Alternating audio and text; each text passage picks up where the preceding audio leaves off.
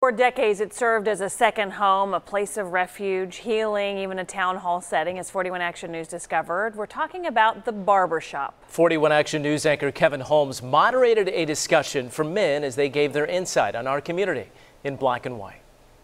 This is 180V Salon. Men's haircuts start at $20. Haircut and a beard trim starts at $30. Everybody in this room is in. But conversation is priceless, and this day was no different.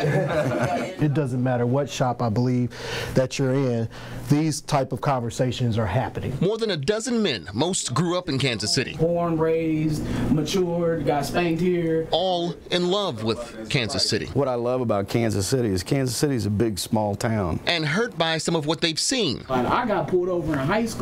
Even experienced in Kansas City. Improvement is, I feel like that's a never-ending process. So this conversation, it became about healing and remedies. We discussed race, education, economic mobility, crime, and how they are all tied together. Why are we seeing our young men, getting younger and younger, either being crime victims or crime suspects, and how can we stop it? What we're talking about here is poverty. A lot of our young people only see one way out, and that's the street. So that means that kind of goes with them not having the adequate or proper support at home. Because people looking at street guys, that's been forever. So do we live in an area that only perpetuates the stereotype that there are two options, college or the streets? Don't forget entertainment and sports.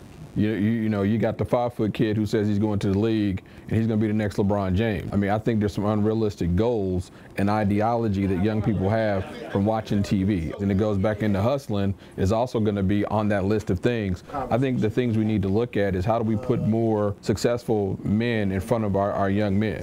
We want to say that everybody has a choice, which you do, but if you are exposed to individuals or a mother who is addicted to drugs, your choices are limited. Members of the group say the best way to evoke change is through mentorship, providing economic opportunities for all of Kansas City and getting everyone in the metro to buy into it. If you're going to be involved, be truly involved, get in the trenches.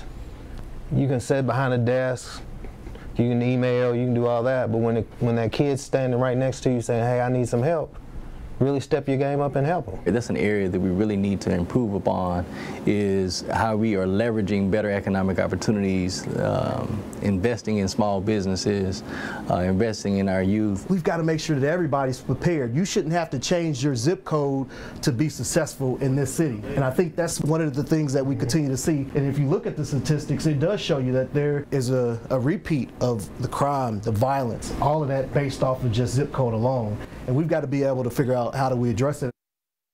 So here's more food for thought, part of the reason why we even had this discussion. At one point, it was safer to be deployed in Iraq and Afghanistan than it was to be a black man in Kansas City. UMKC professor and researcher Ken Novak compared the stats, and he discovered the death rate for troops between 2001 and 2011, 317 per 100,000 deployed.